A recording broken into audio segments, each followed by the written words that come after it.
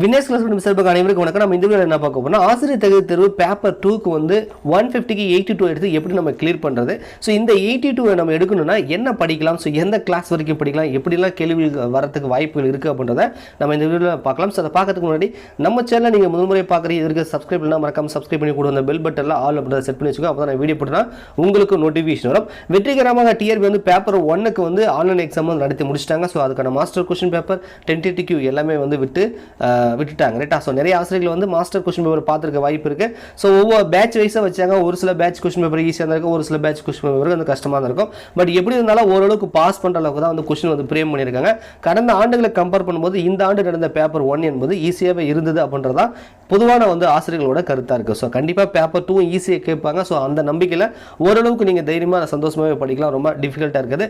But என்னதான் வந்து அவங்க ஈஸியாக கேட்டாலும் கஷ்டமாக கேட்டாலும் நாம் வந்து ஜஸ்ட் அட்லீஸ்ட் வந்து பாஸ் பண்ணி இந்த டைம் வந்து அடுத்த நியமன தேர்வுக்கு வந்து நம்ம வந்து எலிஜிபிள் ஆகணும் அப்படின்றத மைண்ட் செல்ல வச்சுக்கோங்க. நிறைய ஆசிரியர்கள் வந்து சார் தமிழ் எந்த மாதிரி கேள்விகள் வரும் சார், +1 +2 படிக்கணுமா, ஸோ இந்த மாதிரி நிறைய விஷயங்கள் கேட்குறீங்க. ஸோ உங்களோட சந்தேகத்தை கிளாரிஃபை பண்ணுறதுக்காக தான் இந்த வீடியோ நாங்கள் மேக் பண்ணியிருக்கோம் ரைட்டா. ஸோ நமக்கு வந்து மேஜர் சப்ஜெக்ட் அப்படின்னு வச்சுக்கலாம். நம்ம பேப்பர் 2 வந்து ரெண்டாக பிரிச்சுக்கலாம். ஸோ பேப்பர் 2 ரெண்டாக பிரிச்சோம்னா ஒன்று வந்து சயின்ஸ் ரிலேட்டடாக டிகிரி முடிச்சவங்களுக்கு வந்து சயின்ஸும் மேக்ஸும் கேட்பாங்க. அப்படி தான் அப்ளை பண்ணியிருப்பீங்க. அதே மாதிரி ஆர்ட்ஸ் சம்மந்தமாக ரைட்டா, ஆர்ட்ஸ் சம்மந்தமாக உங்களுக்கு ஆசிரியர்கள்ன்றதுனால உங்களுக்கு தெரியும், நான் அதை பற்றி டீட்டெயிலாக சொல்ல வேண்டியதில்லை. ஸோ ஆர்ட்ஸ் சம்மந்தப்பட்டவர்களுக்கு சோசியல் சயின்ஸ்லேருந்து ஒரு 60 கொஸ்டின் வந்து கேட்பாங்க. ஸோ சோசியல் சயின்ஸ்ன்றதுனால ஒரே சப்ஜெக்டில் 60 வினாக்கள் வரும். சயின்ஸ் ஓரியன்டாக வந்து இருக்கிறவங்களுக்கு கண்டிப்பாக சயின்ஸில் ஒரு 30 கேள்விகள், மேக்ஸில் வந்து ஒரு 30 கேள்விகள் வந்து கேட்பாங்க. அதே மாதிரி இந்த டைம் ஆன்லைன் எக்ஸாம்ன்றதுனால முன்னெல்லாம் பார்த்தீங்கன்னா சயின்ஸ்னால் 30 சயின்ஸ் வரும், மேக்ஸ்னா 30, தமிழ்லாம் 30, இந்த மாதிரி வந்து தனித்தனியாக இருக்கும். இப்போ ஆன்லைன் எக்ஸாம்ன்றதுனால கொஸ்டின் வந்து மிங்கிள் பண்ணி கேட்குறாங்க. இப்போ உதாரணத்துக்கு 4 கொஸ்டின் தமிழ் வரலாம், 4 கொஸ்டின் சைக்காலஜி வரலாம், அடுத்தது வந்து மேக்ஸ் வரலாம். ஸோ எப்படி வேணாலும் மாற்றி மாற்றி வரலாம். ஆனால் வந்து நம்பர் ஆஃப் கொஸ்டினும் பேட்டர்னும் சிலபஸ் எல்லாம் ஒரே மாதிரி தான் இருக்கும். ஸோ அதனால் வந்து நீங்கள் கன்ஃபியூஸ் ஆகிக்க வேண்டியதில்லை. சரி, ஓகே, நம்ம மேட்ருக்கு வந்துடுவோம். சயின்ஸ் மேக்ஸ் படிக்கிறவங்களுக்கு ஃபஸ்ட்டு நான் சொல்லிடுறேன். சயின்ஸை பொறுத்த வரைக்கும் 6ஆம் வகுப்புலேருந்து 10ஆம் வகுப்பு வரைக்கும் நம்ம படிக்கணும். சிலபஸில் 8ஆம் வகுப்பு கொடுத்துருந்தாலும் 10ஆம் வகுப்பு வரைக்கும் கேட்பாங்க. ஏன்னா பேப்பர் 1க்கே 10ஆம் வகுப்பு வரைக்கும் கேட்டிருக்காங்க. கண்டிப்பாக உங்களுக்கு 10ஆம் வகுப்பு வரைக்கும் தான் வரும். ஸோ இது உங்களுக்கே தெரிஞ்சிருக்கும். ஆனால் மேஜரான கேள்விகள் எந்த பகுதியிலேருந்து வரும்னா 8, 9, 10 இந்த 3 வகுப்புலேருந்து தான் அதிகப்படியான கேள்விகள் வரும். ஸோ சயின்ஸ் வந்து நல்லா தரவாக படிச்சுக்கோங்க ரைட்டா. அதே மாதிரி +1 +2 வருமா அப்படின்றத நம்ம பார்த்துக்கலாம். சயின்ஸை பொறுத்த வரைக்கும் பயாலஜி பகுதின்னு சொல்லக்கூடிய ஜுவாலஜி, பாட்டனி, அதுக்கப்புறம் என்விரான்மெண்ட் சம்மந்தப்பட்ட கேள்விகள் ஏதாவது வந்து சயின்ஸில் வந்து 1-2 கொஸ்டின் வந்து +1 +2 வரதுக்கும் வாய்ப்பில் இருக்குது. ஏற்கனவே 10th வரைக்கும் நல்லா படிச்சிருக்கீங்கன்னா +1 +2 கொஞ்சம் வந்து பார்த்துட்டு போங்க. கண்டிப்பாக வந்து ஒரு 4-5 கேள்வி, அதாவது ஒரு இப்போ 30 கேள்விகள் கேட்குறாங்கன்னா ஒரு 25 கொஸ்டின் வந்து அப் டு 10th இருக்கும். ஒரு 5 கொஸ்டினாவது +1 +2 வரதுக்கான வாய்ப்புகள் இருக்குது ரைட்டா. மேக்ஸ் சொல்லணும் அப்படின்னா நீங்கள் +1 +2 புக்கெல்லாம் தொட வேண்டியதே இல்லை. அப் டு 10th வரைக்கும் நீங்கள் படிச்சுக்கிட்டாலே போதுமானது. ஸோ 10th வரைக்கும் நீங்கள் படிச்சிங்கனாலே மேஜரான கொஸ்டின் வந்து உங்களால் அட்டன் பண்ண முடியும் ரைட்டா.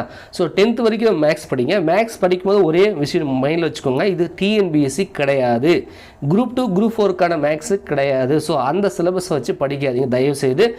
எல்லாமே நீங்கள் வடிவியல் ஆகட்டும், கிராப் ஆகட்டும், இன்னும் சில டாப்பிக்லாம் இருக்கு இல்லையா மேக்ஸில், ஸோ அதில் இருக்கக்கூடிய எல்லா சம்ஸுமே 1 மார்க் ரிலேட்டடாக இருக்கிற மாதிரி புக் பேக் கொஸ்டின் ஆகட்டும், சில கான்செப்டாக எப்படி ஃபார்முலா கேட்பாங்க, ஃபார்முலா வந்துச்சுன்னா எப்படி நம்ம சால்வ் பண்ணுறது, அந்த மாதிரி வந்து மேக்ஸாக தான் நீங்கள் படிக்கணும். ஸோ அப்போ தான் வந்து உங்களுக்கு வந்து அட்டன் பண்ண முடியும் ரைட்டா.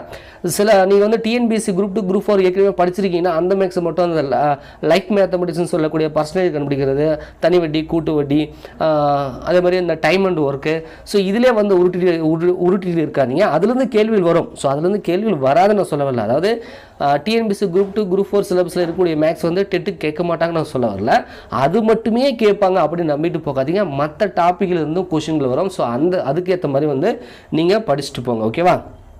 ஒரு விஷயம், இது மேக்ஸுக்கு +1 +2 வேணால் அப் டு 10th வரைக்கும் போதும்.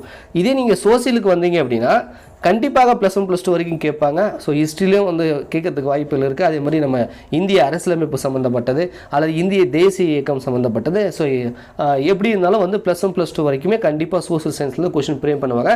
இருந்தாலும் ஒரு 60 கேள்விகள் வருதுன்னா ஒரு 45 கொஸ்டின் வந்து 50 கொஸ்டின் வந்து அப் டு 10th வரைக்கும் வரதுக்கு வாய்ப்புகள் இருக்குது. ஸோ +1 +2 ஒரு 10 கேள்விகள் முதல் 15 கேள்விகளும் வரதுக்கு வாய்ப்புகள் இருக்குது. கண்டிப்பாக இது உங்களுக்கு தெரிஞ்சிருக்கும். நீங்கள் ஏற்கனவே +1 +2லாம் கொஞ்சம் படிச்சிருப்பீங்க.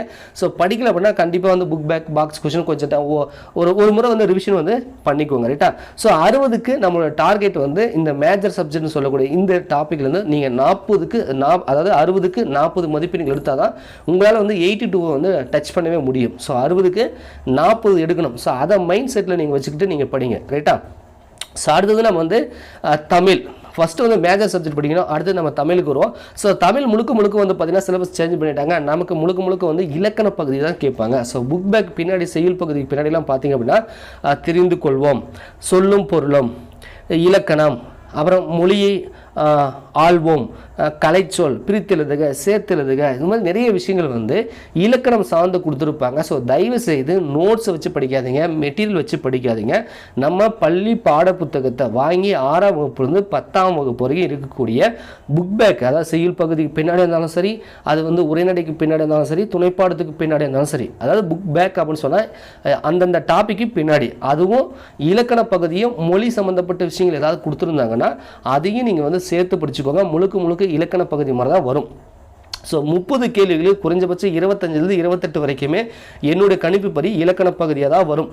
தமிழ் எலிஜிபிலிட்டி டெஸ்ட் மாதிரி தான் வந்து உங்களுக்கு வந்து இந்த டெட்டு எலிஜிபிலிட்டி டெஸ்ட் வந்து இருக்கும் ரைட்டா. ஸோ நீங்கள் நினைக்கிற மாதிரி வந்து நமக்கு வந்து துணைப்பாடம், அதுக்கப்புறம் பார்த்தீங்கன்னா நமக்கு உரைநடை, ஸோ இந்த மாதிரி விஷயங்கள் வந்து கேட்க மாட்டாங்க. பட் அதில் இருக்கக்கூடிய புக் பேக்கில் பின்னாடி ஏதாவது கொடுத்துருந்தாங்க, கலைச்சொற்கள் வேறு ஏதாவது சம்திங் கொடுத்துருந்தாங்கன்னா கேட்கறதுக்கு வாய்ப்புகள் இருக்குது. ஸோ உங்களுடைய டார்கெட் வந்து இலக்கண பகுதிக்கு பண்ணுங்கள். ஸோ 30க்கு குறைந்தபட்சம் 20 எடுக்கிறதுக்கு பாருங்கள் ரைட்டா. ஸோ அடுத்தது English. So English BA English MA English படித்தவங்களுக்கு ஒன்றும் பிரச்சனை கிடையாது. நீங்கள் 30க்கு ஒரு 20-25 போட்டுருவீங்க. பட் மேக்ஸ் படித்தவங்க, தமிழ் மேஜராக இருக்கிறவங்க, இல்லை ஹிஸ்ட்ரி மேஜராக இருக்கிறவங்க கொஞ்சம் இங்கிலீஷில் வீக்காக இருப்பாங்க. ஏன்னா நானும் ஒரு ஆசிரியர்ன்றதுனால எனக்கு இங்கிலீஷ் வந்து அந்தளவுக்கு வந்து தெரியாது. ஓரளவுக்கு நான் கொஞ்சம் வீக்காக தான் இருப்பேன். ஒரு 30க்கு ஒரு 15 கிராஸ் பண்ணாலே பெரிய விஷயம். டெட் எக்ஸாம் போகிறீங்கன்னா அவங்க அப்படி தான் கேட்பாங்க. ஒரு 30 கேள்விகள் கொடுக்குறாங்க அப்படின்னா இங்கிலீஷில் ஒரு 15க்கு மேலே நான் கிராஸ் பண்ணிட்டேனாலே ஓரளவுக்கு நல்லா அட்டன் பண்ணிட்டேன் அப்படின்றதா அர்த்தம் ரைட்டா. ஸோ என்னோட கணிப்புப்படி என்னென்னா நீங்கள் 30க்கு 10வது போடுங்க.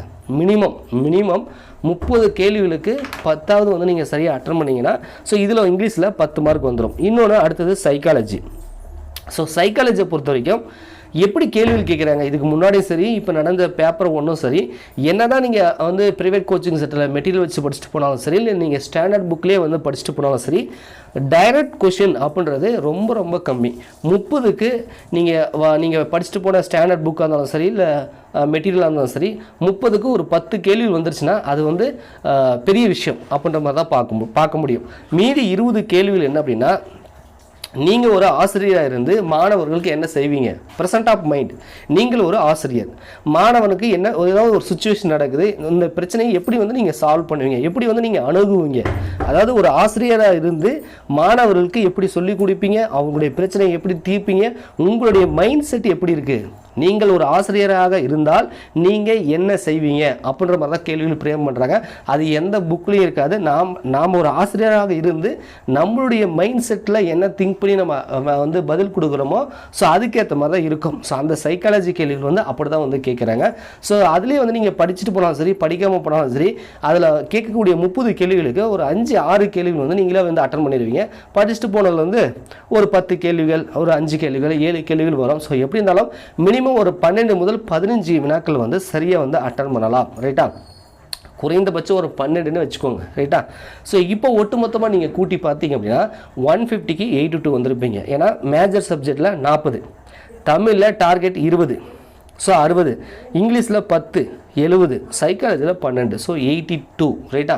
ஸோ மினிமம் வந்து இந்தளவுக்காவது நீங்கள் டார்கெட் பண்ணால் தான் உங்களால் வந்து பாஸ் பண்ணவே முடியும். ஸோ நம்மளோட டார்கெட் என்பது 82 தான். பட் ஆனால் வந்து இந்த டைம் வந்து அப்படியே மார்க் கொடுக்க போகிறாங்களா, நார்மலைசேஷன் பண்ண போகிறாங்களா அப்படின்றது போக தான் தெரியும். ஸோ அதனால் உங்களுடைய டார்கெட் என்பது நம்மளுடைய லிமிட் 82லேயே வைக்காமல் ஒரு 90 கிராஸ் பண்ணுற அளவுக்காவது வைக்கணும். ஸோ கண்டிப்பாக வந்துடும். ஏன்னா நாம் நினைக்கிறோம் இங்கிலீஷில் 10 தான் எடுப்போமா, இல்லை ஒரு 15 கூட வந்துடலாம். சைக்காலஜியில் நம்ம அறியாமல் 12க்கு பதிலாக 15 கூட வரலாம். ஸோ அதனால் இது வந்து மினிமம் டார்கெட் தான் இல்லையா. நீங்கள் இன்னும் கொஞ்சம் ஏதாவது கொஞ்சம் படிச்சிருக்கீங்க அப்படின்னா கண்டிப்பாக வந்து உங்களால் 90 எடுக்க முடியும். ரைட்டா. ஸோ இங்கிலீஷை பொறுத்த வரைக்கும் நீங்கள் +1 +2 படிக்க வேண்டியதில்லை, அப் டு 10th தான் கிராமர் வரும், அதை நான் சொல்ல மாதிரிட்டேன். சைக்காலஜியை பொறுத்த வரைக்கும் நான் இப்போ என்ன சொன்னேன்னா அந்த மாதிரி தான் வரும். ஸோ உங்கள் கையில் என்ன ஸ்டடி மெட்டீரியல் இருக்கோ அதை வச்சு படிங்க, ரைட்டா. இப்போதைக்கு புதுசாக நீங்கள் ஏதாவது ஸ்டடி மெட்டீரியல் வாங்கிலாம் படிக்க வேண்டிய அவசியமும் கிடையாது. இதுக்கப்புறம் படித்தாலும் அது மண்டையில் நிற்காது.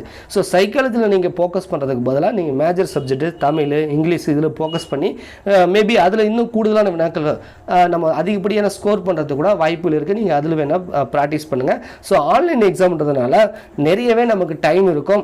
ஒர்க் அவுட் பண்ணுறது ரஃப் ஷீட்டும் கொடுப்பாங்க. ஸோ அதனால் நீங்கள் ஒர்க் அவுட் பண்ணி நீங்கள் வந்து ஈஸியாக வந்து நம்ம நிறைய ஸ்கோர் பண்ணலாம். நம்ம ஓஎம்ஆரை விட ஆன்லைன் எக்ஸாமில் வந்து பார்த்திங்கன்னா நமக்கு அந்த டைம் வந்து நிறையவே கிடைக்கும், ரைட்டா.